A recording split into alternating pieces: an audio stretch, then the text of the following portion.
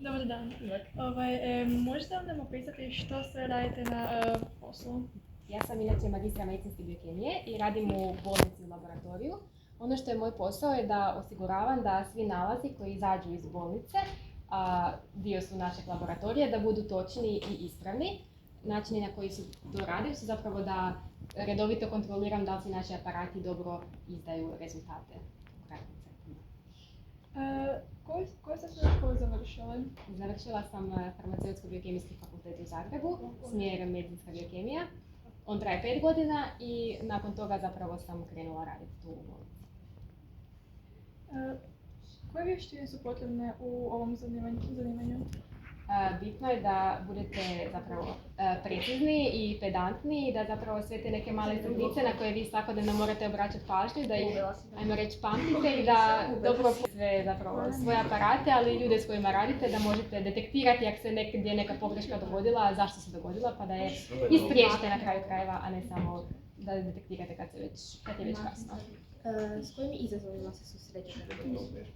Evo, iskreno najveći izazov je kada aparati ne rade, jer aparati su nam ti koji trebaju da izdamo nalaze, a u tome nam zapravo onda pomažu i zapravo sami proizvođači aparata s kojima smo mi zapravo cijelo vrijeme u kontaktu i ako nešto ne radi, oni nam pomažu da to što prije riješimo i da onda što prije možemo zapravo izdati nalaz.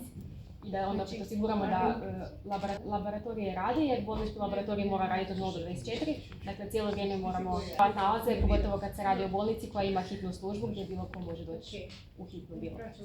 Koji su najvažniji događaji u vašoj karijeri? Moja karijera nije velika, kada sam mlada i tek krenula raditi.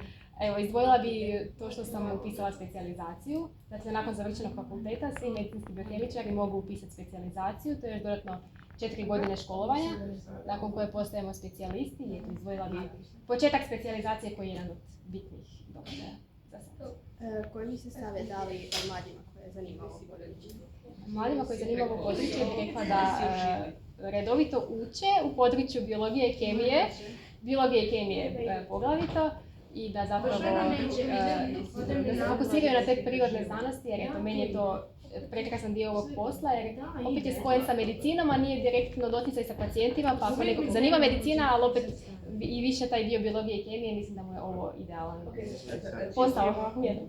I u kojem smjeru vidite da će se razvijati vaše zanimanje? Pa sigurno će ići u smjeru sve veće automatizacije, da sve te pretrage budu puno brže i točnije, tako da sigurno će ići u tom smjeru, ali nema nijednog laboratorija, nikad neće biti bez osobe koja će to kontrolirati, tako da ćemo se morati i mi educirati da dobro poznajemo sve te analizatore s kojima radimo. Hvala.